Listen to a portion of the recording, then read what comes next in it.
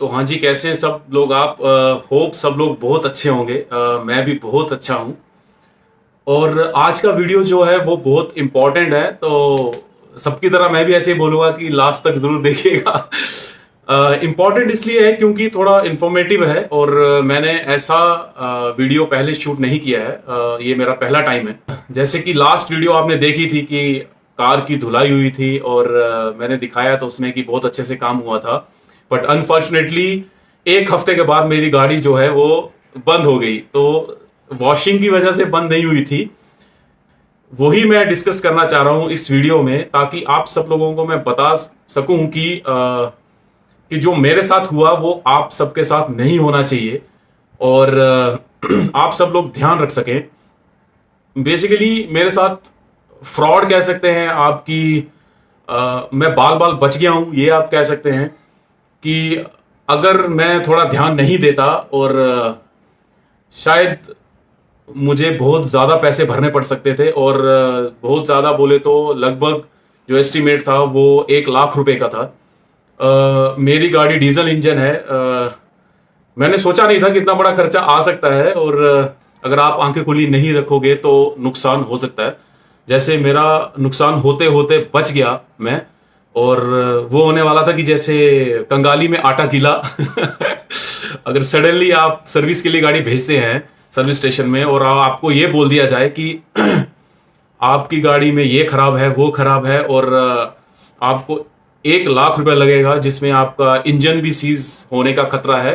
तो यही सब मैं इस वीडियो में बताना चाहता हूं ताकि और किसी के साथ ये तकलीफ ना हो। शायद मेरी वीडियो किसी तक पहुंच जाए और उसको थोड़ा सा ये देख के ये पता चल जाए कि हाँ, कि अगर मैं इन चीज़ों का ध्यान रखूंगा तो शायद मेरा पैसा बच जाए। तो ये वीडियो इसलिए बनाया जा रहा है। तो मैं अभी शुरू करता हूं स्टोरी कि हुआ क्या। एक्चुअली जब मैंने गाड़ी वॉश करवाने के बाद 1 हफ्ता ही निकला था और रात को मैं ऑफिस से आया और रात को गाड़ी मैंने पार्क करी। गाड़ी पार्क करके जब सुबह मैं ऑफिस जाने के लिए गाड़ी को स्टार्ट करने लगा, जब मैंने उसको क्रैंक करने की कोशिश की तो स्टार्ट करने की कोशिश की, गाड़ी स्टार्ट नहीं हुई। गाड़ी स्टार्ट नहीं हुई तो मुझे लगा कि इसका बैटरी जो है गया, क्योंकि वो पता चल जाता है कि आपको कि बैटरी का ही प्रॉब्लम है। गाड़ी स्टार्ट नहीं हो रही, सेल्फ नहीं ले रही है, तो वो बैटरी का ही प्रॉब्लम है। तो मैं ऑफिस लेट हो रहा था, मैंने टाइम वेस्ट नहीं किया, मैंने कैब बुक किया और मैं ऑफिस चला गया। ऑफिस में बिजी था तो 2-3 दिन मेरे ऐसे ही निकल गए, टाइम नहीं मिल पा रहा था। अभी पुणे में रहता हूं मैं, तो आपको पता ही है कि लाइफ थोड़ी सी ऐसी होती है कि आप ऑफिस जाते हैं, ऑफिस से घर आते हैं, तो इन सब चीजों के लिए टाइम नहीं होता है कि आप गाड़ी खुद लेके जाएं और कहीं पे सर्विस स्टेशन पे खड़ी करके गाड़ी और आप अपने सामने गाड़ी को ठीक करवाएं। यूजली सब लोगों की तरह ऐसा ही है कि हम आजकल आसान तरीका ढूंढते हैं कि कुछ ना कुछ ऐप मिल जाए, कुछ ऐसा हो जाए कि हमारी गाड़ी कोई घर से ही उठा के ले जाए और घर में आके दोबारा हमें वापस दे के जाए ठीक करके, और जो पैसे लेने हैं वो ले ले हमसे पैसे। पर हमारे पास इतना टाइम नहीं है कि हम खुद जाएं और वहां खड़े होके 2, 4, 5, 6, 8 घंटे या 10 घंटे खड़े होके गाड़ी ठीक करवाएं वहां पे। तो मैं भी ऐसा ही हूं सबकी तरह। तो मुझे लगा कि मैं ऐसे तो गाड़ी ठीक करवा नहीं पाऊंगा और ऐसे 3-4 दिन निकल गए और 3-4 दिन निकलने के बाद सैटरडे आ गया।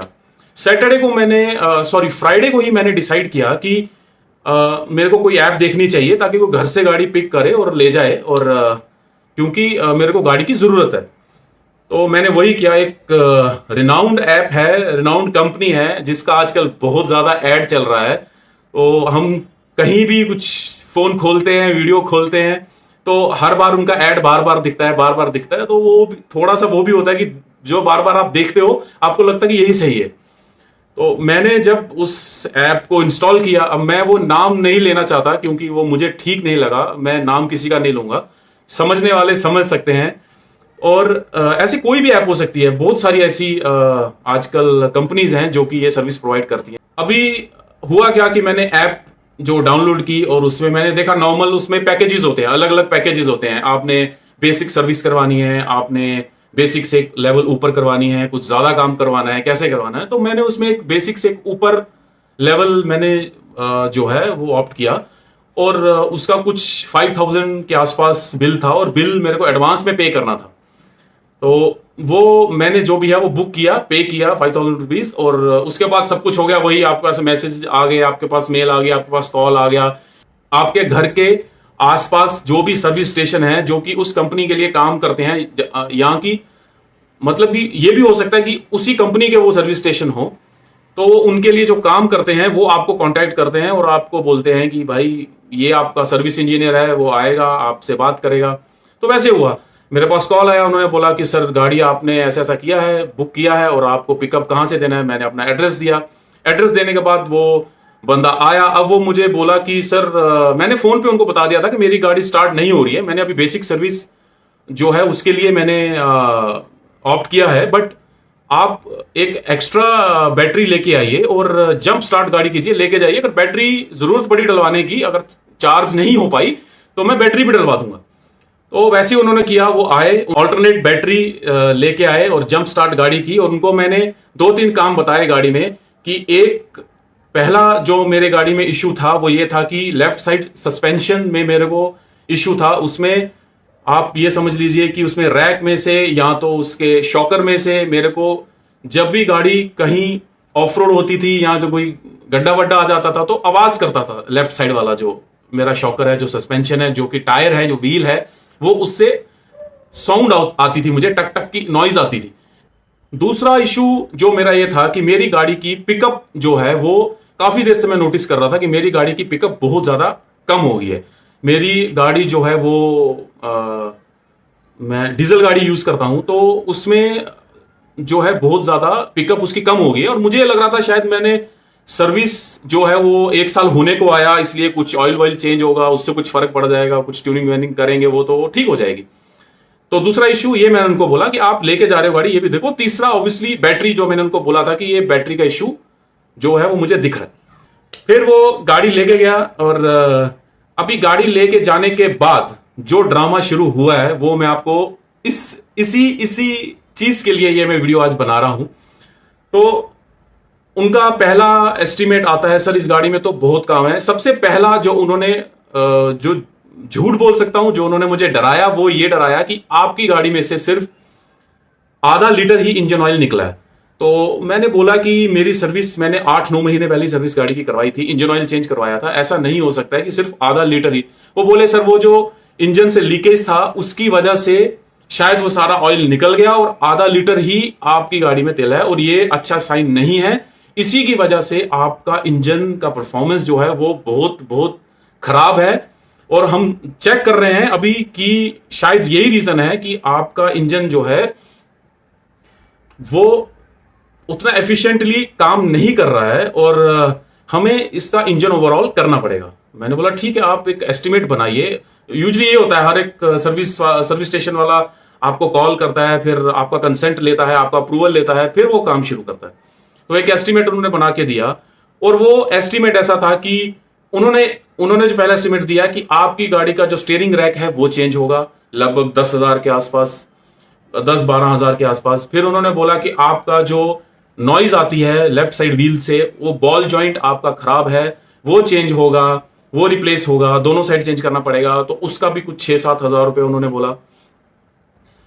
तो वहां तक तो ठीक था। फिर उन्होंने बोला कि आपका इंजन जो है वो ओवरऑल करना पड़ेगा। अगर आप इंजन का काम नहीं करवाएंगे तो आपकी गाड़ी कहीं भी सीज हो सकती है। तो उन्होंने एक एस्टिमेट दिया कि 40 to 45,000 आपका लगेगा अगर आपको इंजन पे काम नहीं करवाना है, तो इंजन ओवरऑल नहीं करवाना है तो।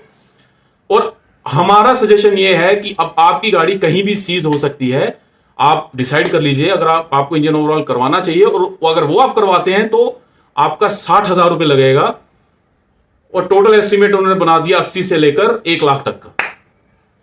अब मेरा दिमाग तब थोड़ा घूमने लगा। एक तो क्या होता है, हम नौकरी वाले जो होते हैं कि सब बजट दिमाग में ऐसे सेट होता है कि सैलरी आया तो यहां जाएगा, वहां जाएगा, कुछ रेंट जाएगा। सभी का यही है, ऑलमोस्ट सभी का यही है, जो नौकरी वाले हैं उन सबका यही है।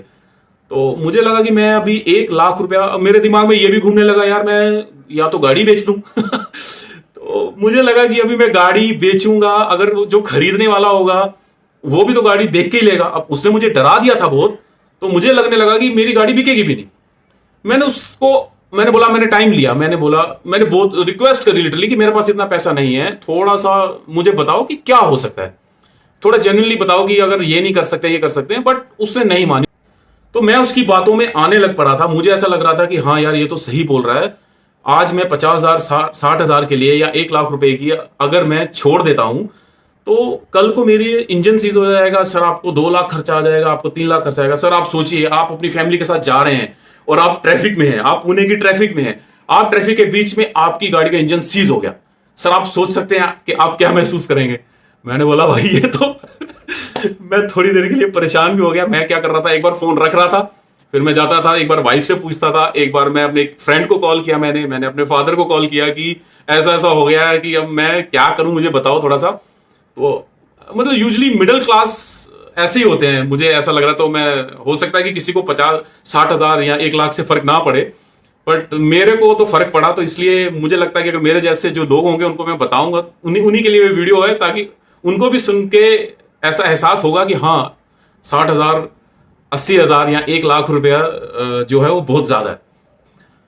फिर मेरे दिमाग में ये बात आई कि मैं जब भी उसको बार बार बोल रहा हूं कि यार कुछ तो देखो, आज एक चीज करवा लेता हूं और मैं थोड़ी देर के बाद अगले महीने कुछ और काम करवा लूंगा, ऐसा कुछ कर सकता हूं क्या। बट वो इसके लिए भी रेडी नहीं था। बेसिकली मेरी गाड़ी उसके पास फंस चुकी थी और वो छोड़ने के लिए तैयार नहीं था। तो मेरा थोड़ा दिमाग में बात आई कि ये इतना पीछे पड़ चुका है मेरे, और मेरी गाड़ी छोड़ने के लिए तैयार नहीं है, कुछ तो गड़बड़ है। फिर मैंने थोड़ा आराम से सोचा। उसने बोला कि इंजन ऑयल आपकी गाड़ी में जो है सिर्फ आधा लीटर निकला। अब तब मेरे दिमाग में ये बात आई, अगर गाड़ी में आधा लीटर ही इंजन ऑयल था, तो मैं वो चला रहा था गाड़ी, तो मेरा इंजन कभी ओवरहीट भी नहीं हुआ, और ऐसा गाड़ी में सेंसर है, ऐसा कभी कुछ सिग्नल भी नहीं आया। और अगर इंजन ऑयल भी कम था, लेवल इतना ज्यादा कम था, अगर 3-3.5 लीटर गाड़ी में इंजन ऑयल डलता है और आधा लीटर निकला, उसके लिए भी सेंसर है गाड़ी में, तो उसका भी। अब मैंने कॉल करके उसको ये भी बोला, यार मेरे को कभी कुछ इंडिकेशन नहीं आया, कभी कोई ऐसा कुछ ब्लिंक नहीं करा, तो इंडिकेटर ऐसा कुछ जला ही नहीं गाड़ी में। तो वो भी नहीं, वो माना, नहीं सर कभी कभी इंडिकेटर नहीं चलते हैं, आप देख लीजिए सर, हम बार बार बोल रहे हैं आपको, आप देख लीजिए, गाड़ी खराब हो जाएगी, ये हो जाएगा, वो हो जाएगा। मतलब उसने दिमाग का, जो कहते हैं दही करना, जो रायता करना उस दिमाग का रायता कर दिया। फिर मैंने डिसाइड किया, मैंने बोला कि नहीं कुछ तो गड़बड़ है। मैंने उसको बोला कि भाई तू मेरी गाड़ी, जो 5,000 रुपए मैंने तुझे दिए हैं, उसका जो ऑयल चेंज करना है, तुझे जो भी चेंज करना है वो तू चेंज कर, और उतना ही सर्विस कर, और तू मेरी गाड़ी जो है वो वापस जहां से तू लेके गया था वहीं मेरी गाड़ी छोड़ के जा। वो मेरे दिमाग में पता नहीं कहां से वो बात आई, और भगवान ने मेरे दिमाग में डाल दी। और मैंने उसको बोला कि नहीं, मैं जो काम करवाना मैं खुद करवाऊंगा। वो मुझे लास्ट में बोला, सर बैटरी तो डलवा लो। फिर मुझे और गुस्सा आ गया। मैंने बोला, यार ये अगर बैटरी के लिए भी इतना जोर दे रहा है कि कम से कम कुछ नहीं हुआ तो बैटरी तो डलवाओ। मैंने बोला मुझे बैटरी भी नहीं चाहिए। तो दोबारा से जंप स्टार्ट कर गाड़ी, और गाड़ी जो है आके जहां से उठाई थी पार्किंग वहीं छोड़। बोला सर गाड़ी स्टार्ट नहीं होगी। मैंने बोला मेरी गाड़ी है, मेरी सिरदर्दी है, तू छोड़ जा, तेरे को कोई लेना देना नहीं इससे। और उसने गाड़ी एज इट इज उसने साफ वाफ करके जो भी करना था, इंजन ऑयल चेंज किया, हल्का फुल्का जो भी फिल्टर्स रहते हैं कुछ चेंज होते हैं, नॉर्मल सर्विस में जो चेंज होते हैं उसने चेंज करके, और गाड़ी वहां पे उसने पार्किंग में छोड़ दी। फिर मैंने इंतजार किया वीकेंड का। सैटरडे को जो है मैंने डिसाइड किया टाइम तो देना पड़ेगा, खुद जाना पड़ेगा अगर पैसे बचाने हैं तो। और मुझे बेसिकली पैसे बचाने में नहीं, मेरे को ये ऐसा लग रहा था कि ये बहुत पीछे पड़ चुका है। मैं एटलीस्ट अपने पास गाड़ी लेकर मैं 2-3 आदमी को दिखा के बाहर कहीं और थोड़ा सा ओपिनियन एडवाइस में किसी की ले लूं कि हाँ अगर 3 आदमी मिलकर ये बात बोलते हैं हाँ कि इसका इंजन का काम करवाने वाला है तो मैं करवाऊंगा। अभी करवाना ही पड़ेगा, गाड़ी कैसे बिल्कुल छोड़ थोड़ी देंगे। तो वही हुआ दोस्तों। मैं जो है सैटरडे को गया, मैंने तैयार हुआ, घर से निकला, मैं गया एक्साइड बैटरी का स्टोर था, मैंने उनसे बात करी। तो उन्होंने बोला कि हम आप बता दिया आपने, आप जाओ और हम वहीं आके चेंज कर देंगे। वो आए, उन्होंने बैटरी चेंज करी। और जो आए थे जिन्होंने बैटरी चेंज करी, तो मेरा दिमाग थोड़ा सा ये भी तब उस वक्त चला कि मैं यहां पे अगर मान लीजिए पुणे में मैं 3 साल से रह रहा हूं, मैं जॉब के लिए आया हूं, तो मैं लोकलाइट नहीं हूं, मेरे को नहीं पता है कि आगे पीछे इतना बड़ा अगर मतलब कुछ हो जाता है तो कौन अच्छा मैकेनिक है, कौन अच्छा मैकेनिक नहीं है, कौन ज्यादा लूटता है, कौन नहीं लूटता है। तो मैंने जो बैटरी चेंज करने आया था, मैंने उससे पूछा कि उसका रोजमर्रा का ये काम होता है। तो मैंने बोला यार भाई, कि वो मुस्लिम थे और वो बहुत बहुत अच्छे थे, बहुत नाइस थे। तो उन्होंने बैटरी चेंज की और मैंने उनको बोला कि जनाब मेरी मदद करें और मुझे सिर्फ ये बताएं कि ऐसा अच्छा मैकेनिक जो है कि जो गाड़ी जो है ठीक करता हो। मेरे पास टाटा की गाड़ी जैसे आपने देखा डीजल इंजन है। तो उन्होंने बोला कि आपके घर से यहां से 2 किलोमीटर दूर ही एक छोटा वर्कशॉप है, जो कि पिछले 20 साल से बंदा उसने टाटा की गाड़ियां ठीक करना चालू करी थी, पर आज की डेट में वो मारुति सुजुकी, टाटा और भी सभी गाड़ियों पे काम करता है। छोटा वर्कशॉप है, बट वो पिछले 20 साल से काम कर रहा है। इस एरिया में सबसे अच्छा मैकेनिक वही है। मैं गाड़ी स्टार्ट करी और मैं मैकेनिक के पास गया, और तो मैंने उनको दिखाया, उसने गाड़ी चलाई। उसने बोला कि हाँ, आपको जो नॉइज आती है, पहली चीज जो नॉइज आती है आपके व्हील में से, आपका बॉल जॉइंट का जो है वो इशू है। उसने चेक किया, उसने बोला बॉल जॉइंट का इशू है, रिप्लेस करना पड़ेगा। मैंने बोला ठीक है सर, हो गया। फिर मैंने बोला स्टीयरिंग रैक में कुछ इशू है, जिसके लिए कि वो मेरे से वो बड़ी वर्कशॉप वाला जो कह रहा था कि 15-16 हजार रुपए का खर्चा आएगा, स्टीयरिंग रैक चेंज करना पड़ेगा, प्ले है। उसने चलाया, उसने बोला हल्का फुल्का प्ले है, पर इतना नॉर्मली आ जाता है, इससे कोई फर्क नहीं पड़ेगा। आपका स्टीयरिंग रैक जो है वो बिल्कुल ठीक है, उसको रिप्लेस करने की जरूरत नहीं है। थोड़ी सी राहत मिली मेरे को। मैं शायद यही सुनना चाहता था, इसलिए मुझे राहत मिली। और खुशी सबसे ज्यादा ये भी हो रही थी कि हाँ, मैंने सही डिसीजन लिया है, और जो जो मैंने सोचा था वो सच निकल रहा है।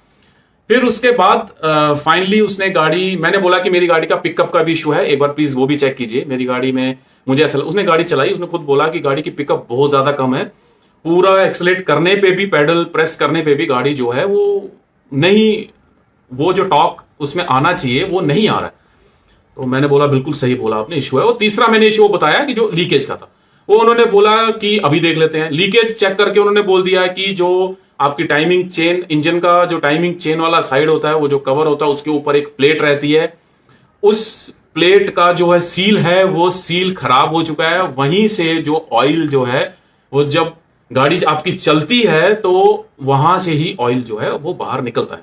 और उन्होंने भी ये सेम बात बोली कि अगर आपकी गाड़ी में सिर्फ आधा लीटर ही ऑयल होता तो ऐसा नहीं हो सकता जितनी लीकेज आपकी गाड़ी में है। आज तक आप कभी भी गाड़ी खड़ी करते थे जब, तो आपको जब 8 घंटे 10 घंटे आपने गाड़ी पार्क करी, सुबह निकालते थे, तो कभी भी नीचे ड्रॉप आपको गिरा हुआ दिखा कि आपका ऑयल गिरा हुआ है नीचे, इंजन ऑयल? मैंने बोला ऐसा नहीं दिखा। तो बोला फिर जितना मर्जी लीक हो जाए, कभी भी ऐसा नहीं होता है कि आपका जो है, कभी भी ऐसा नहीं होता है कि आपका जो है वो 3 लीटर ऑयल ऐसे निकल जाएगा।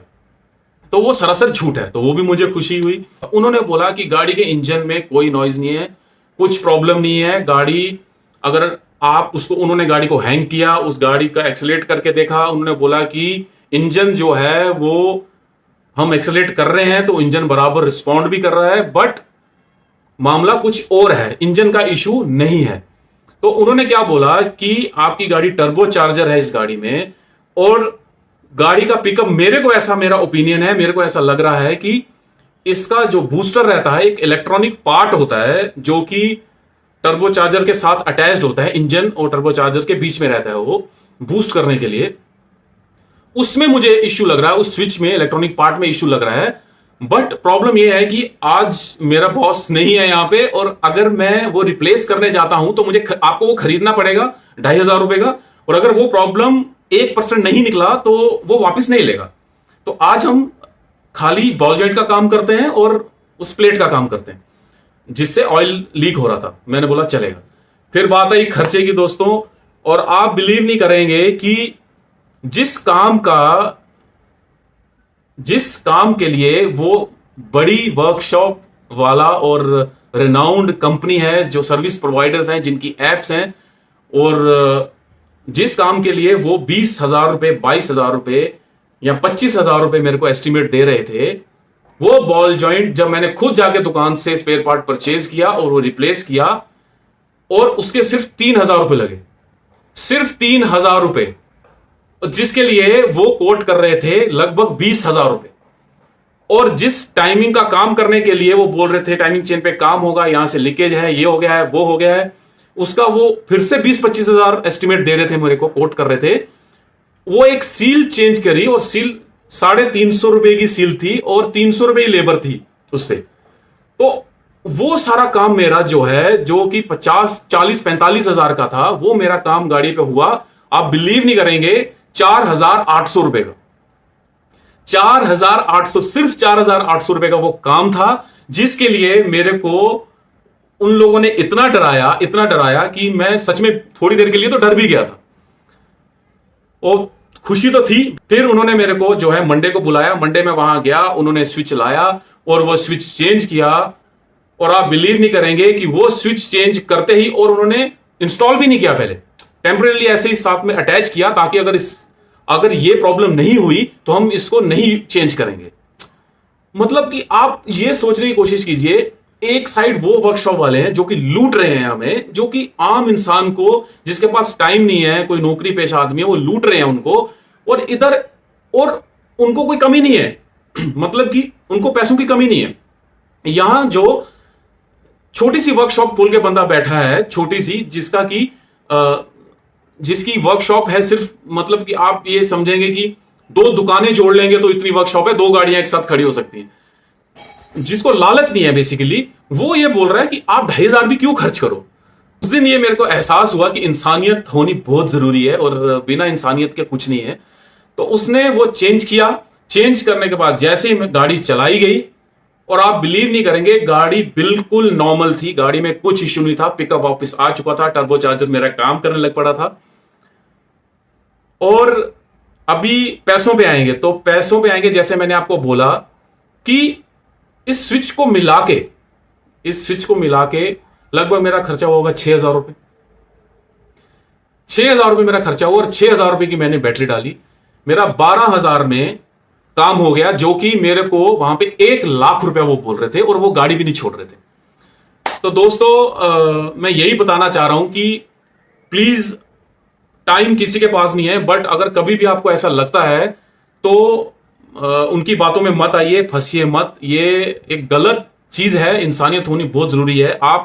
मेरे को यही दुख था कि आप मेरे से 500 का काम 1000 कर लें, मुझे शायद इतनी प्रॉब्लम नहीं होती, 1500 भी कर लेते, मुझे इतनी प्रॉब्लम नहीं होती। बट आपने उसको जो है वो 10,000 के काम को आपने 1,00,000 कर दिया, 10 गुना कर दिया आपने।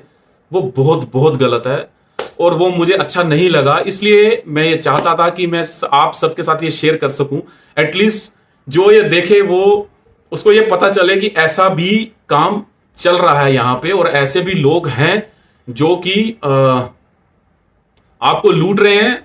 चाहते हुए भी, ना चाहते हुए भी आप उस चंगुल में फंस रहे हैं, और आपको पता नहीं चल रहा। उसने बहुत ज्यादा बढ़ा चढ़ा दिया था। अगर वो शायद थोड़ा कम बोलता, 30-40 हजार तक या 30,000 तक, तो हो सकता है मैं भी उसकी बातों में आ जाता और मैं 30,000 उसको दे देता, और वो 30,000 भी बहुत ज्यादा होते। उनको पैसा देने से अच्छा है कि हम किसी जरूरतमंद को पैसा दें, जो कि जिसको जरूरत है, जिसको 2 वक्त का खाना नहीं है, कोई भी फाइनेंशियली साउंड नहीं है, वो छोटे मोटे काम करके गुजारा कर रहा है, बच्चों का पढ़ाई का खर्चा नहीं चल रहा है। अगर आप उनको दे देंगे तो वो बहुत बहुत आपको दुआएं देंगे, रादर देन कि ऐसी जगह पे हम हमारे गलती से पैसे चले जाएं जो कि लूट रहे हैं। तो बस यही था, मैं यही आप लोगों को बताना चाहता था कि थोड़ा सतर्क रहें आगे खोल के रहें। ऐसा चल रहा है मार्केट में, और मैं पुणे में हूं, और ये पुणे में ही ऐसा मेरे साथ हुआ है। हर कोई ऐसा नहीं होता, मैं फिर से बोल रहा हूं। मैं किसी को ब्लेम भी नहीं करना चाहता, मैं किसी का नाम भी नहीं लेना चाहता, बट इंसानियत होना बहुत जरूरी है। और आपको भी कभी अगर ऐसा लगता है तो प्लीज शेयर करें, और ताकि ज्यादा से ज्यादा लोगों में अवेयरनेस आए और वो इस चीज से बच सकें। Thank you so much. और बहुत आज मैंने बहुत बोल लिया, इतना मुझे लगता नहीं मैं कैमरा के सामने कभी इतना बोला हूं, बट मुझे लगा था ये इंपॉर्टेंट है, मैं आप लोगों के साथ शेयर करूं, तो इसलिए मैंने शेयर किया। और हंसते रहें, स्वस्थ रहें, और इंजॉय करें, जरूरतमंद की मदद करें, और इन लुटेरों से बचें। Thank you so much, thanks for watching, और इतना प्यार देने के लिए बहुत बहुत शुक्रिया। जो भी लोग मेरे करीब हैं, जो ये वीडियो देख रहे हैं, वो बहुत अप्रिशिएट करते हैं, मुझे अच्छा लगता है। ऑब्वियसली सब किसी को भी अच्छा लगेगा, मुझे भी बहुत अच्छा लग रहा है। और अगर आप चाहते हैं कि मैं ऐसी कोई इंफॉर्मेटिव वीडियो कुछ और, वैसे ऐसा कुछ अभी तक हुआ नहीं है मेरे साथ, हुआ होगा मुझे याद नहीं है इस वक्त। अगर आप चाहते हैं फिर भी मैं ऐसा कुछ दोबारा से बनाऊं तो जरूर बताइएगा, और मैं डेफिनेटली कुछ ना कुछ दोबारा वीडियो बनाऊंगा जो कि किसी के काम आ सके। So thank you so much, thanks for watching, bye bye, take care.